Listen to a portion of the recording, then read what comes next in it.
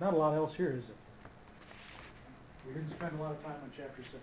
And part of that is because the stuff that's in Chapter 6, it's used a lot, but it is not overly sophisticated. It's difficult in that it's always a case of asking these kinds of conditional probability or conditional proportion type questions, and you have to think about them a little bit. But as far as the sophistication, there's not a lot we can ask about these situations. Two quantitative variables, regression. You should expect to be able to answer a number of questions about regression, similar to homework problems. If you look at the practice midterm, you'll see questions on the practice midterm that are from this section.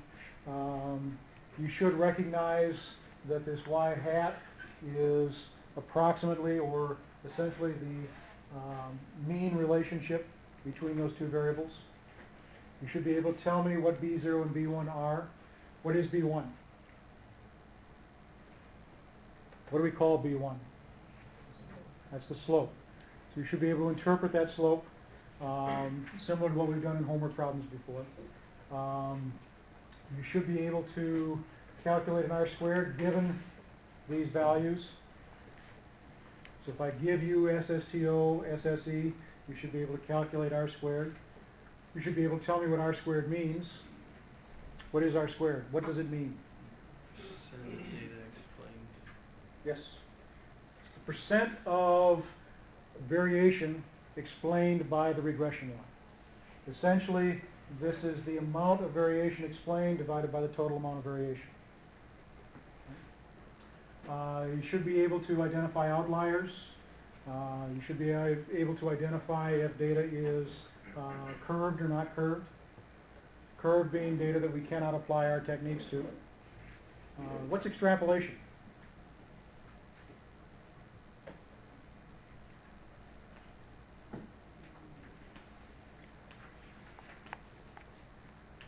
Without reading what's up here, just from what you know, what is extrapolation? If I extrapolate, what am I doing? Use that data to make a guess about something else. Okay, I'm using that data to make a guess about something beyond that data. I'm extrapolating.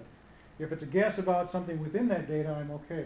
But anything beyond the data, so in this case, anything beyond this point, anything lower than around 57 or so, and anything above somewhere around 78 would be an extrapolation. Should I trust an extrapolation? For a straight line, can you? Or no, I guess not. Should never trust an extrapolation. The only question about an extrapolation is how fast it goes bad. It's not a question of whether it's going bad, it's only a question of how fast it's going bad. Okay? I have seen situations where extrapolating this far out would be a very bad mistake because it dropped or it changed that drastically in that short little period. Sometimes you might get lucky and be able to extrapolate, but that's, if an extrapolation doesn't get you in trouble, that's sheer luck, nothing else. So you should always question any extrapolation. What about residuals? Do you remember residuals? Residuals are the difference between the data points and the regression line. This is the equation for it. What's wrong with this equation right here?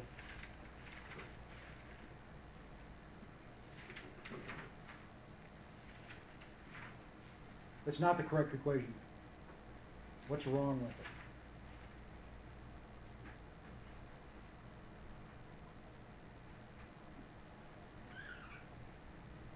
Remember, residuals above the regression line are positive. Residuals below the regression line are negative.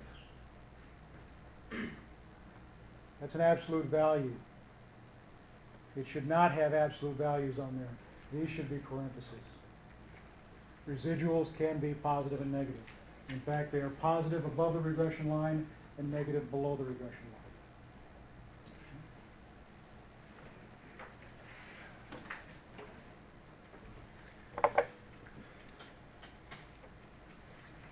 I can't go forward any farther. That must mean I'm done. I'm early, which means you guys must not have asked questions enough. Does that mean you're all going to ace the exam on Wednesday? So this is all of the stuff that we need to know then, pretty much. Pretty much. Okay. I mean, we need to expand on it, but this is That's basically essentially what we're covering. Oh, as far as that midterm that's out there, I did say that that midterm is a lot more than what you'll expect in an exam, didn't I? So do not expect the actual exam to be as long as the practice midterm. The practice midterm is longer than the real exam is. Will the real exam be written, or is it multiple choice next time? The real exam is written similar to, actually, the real exam is laid out so you got the answers right on the exam itself. The other thing is that you can bring in an 8.5 by 11 sheet of notes. So you can bring in a cheat sheet. It can be anything you want.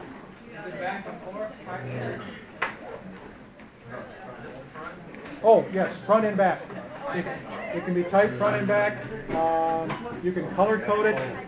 You can use any size font you want. You can handwrite stuff, whatever you want to do. You can put examples, definitions, whatever you want on it.